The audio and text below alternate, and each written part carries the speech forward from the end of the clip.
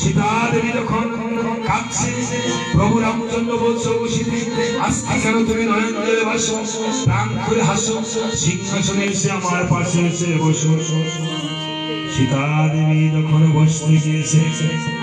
আবার ধারণালীরা বলছে না सीता দেবীকে বসতে দেওয়া যাবে না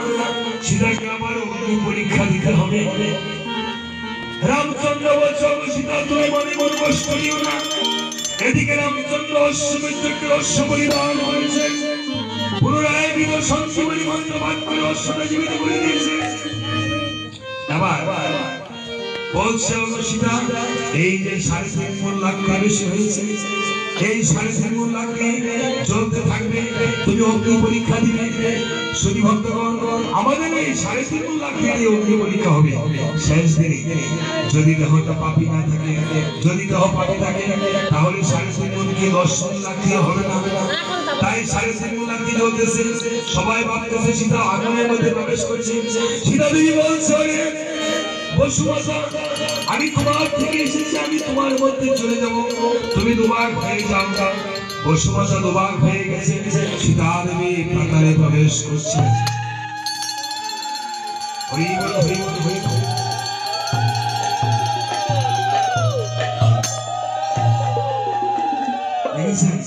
মাইক ভালো হলে কণ্ঠ এমনি ভালো হয় এদিকে सीता देवी করিলেন পাতালে প্রবেশ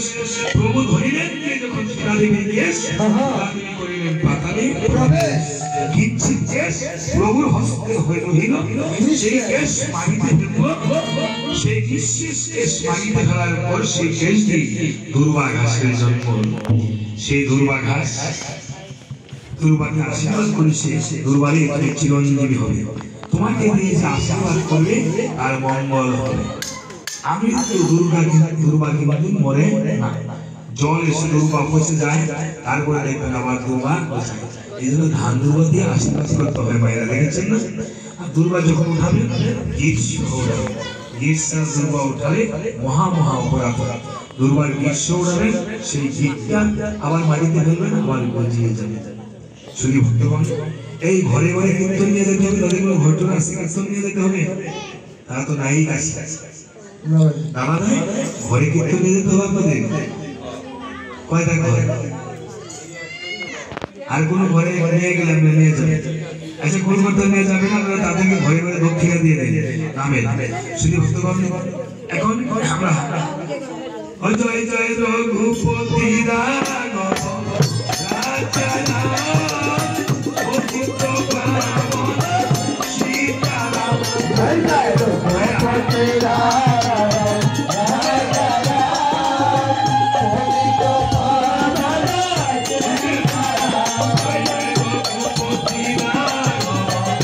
রাজা